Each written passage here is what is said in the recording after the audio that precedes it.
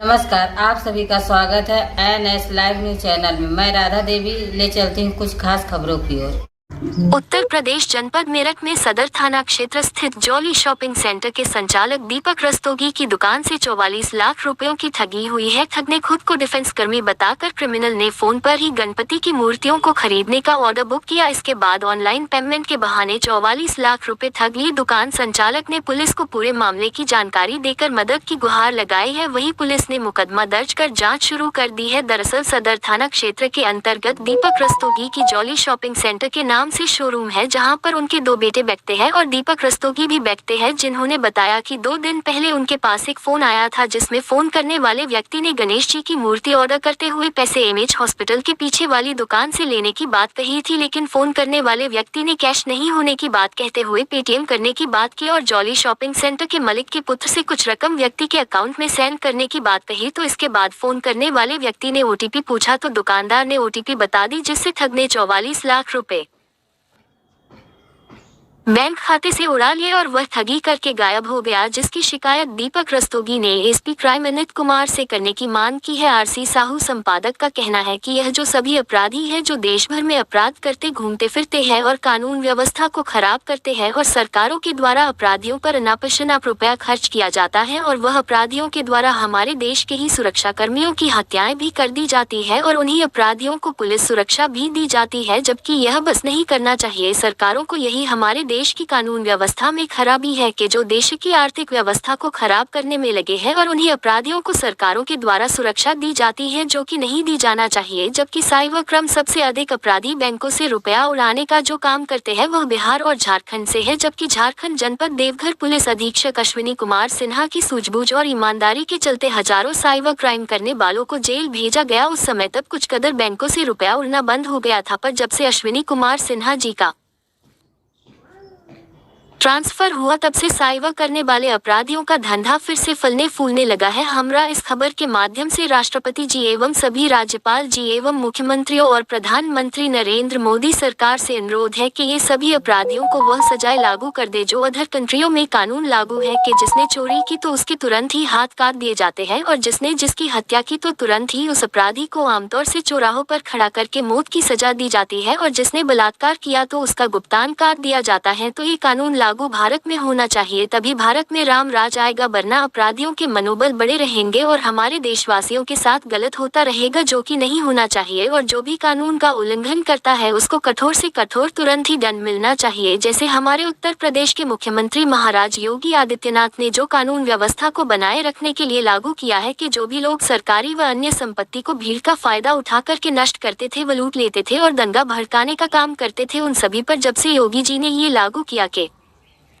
जो भी हानि पहुंचाएगा उसको उसकी भरपाई करते हुए सजा भी काटने पड़ेगी और कुछ लोगों को ये भोगना पड़ा, तब से उत्तर प्रदेश में दंगा नहीं भड़के, वरना आए दिन कहीं न कहीं दंगा फसाद होते रहते थे। इसी तरह योगी जी इन साइबर अपराधियों के ऊपर कोई ठोस कानूनी कार्यवाही करे जिससे अपराध शून्य हो सके। अंबुज रस्तोगी, ब्यूरो चीफ की खास रिपोर्ट। मेरा नाम दीपक रस्तोगी है, proprietor of jolly shopping centre.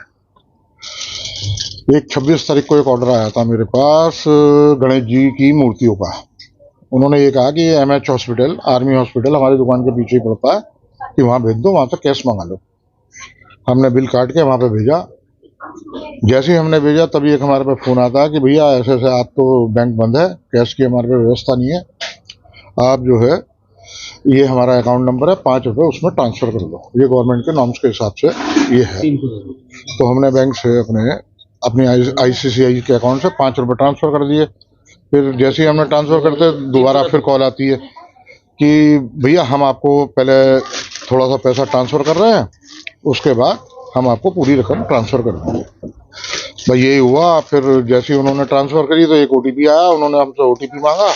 जैसे ही उन्होंने ओटीपी मांगा तो उसके द्वारा जो है उन्होंने धीरे धीरे ट्रांजेक्शन करके फ़ोन होल्ड करा के बच्चे का हमारे, तो उसको इतना डेमोलाइज कर दिया कि वो कुछ कर नहीं पाया। जैसे उन्होंने पूछा वो बताता रहा।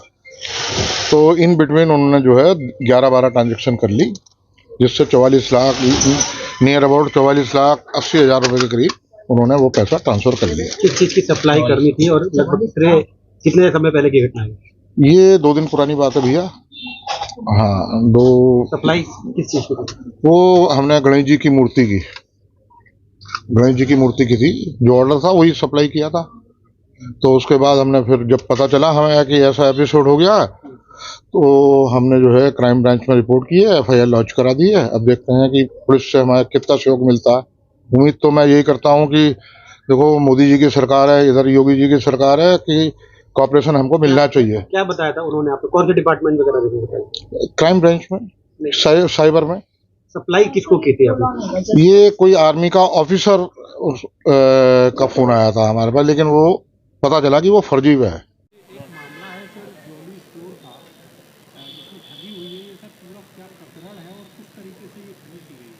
ये 25 तारीख की घटना बताई गई है। जॉली स्टोर के जो ऑनर हैं उनके द्वारा बताया गया कि उनके बेटे के पास एक कॉल आई थी, जिसने अपने आप को डिफेंस का एक कर्मी बताया था और कहा था कि उसको गणेश जी की 10 मूर्तियां ऑर्डर करनी है, और उसने कुछ सैंपल मांगे थे जो उन्हें व्हाट्सएप जो नंबर दिया था उस पर उनको उपलब्ध कराया।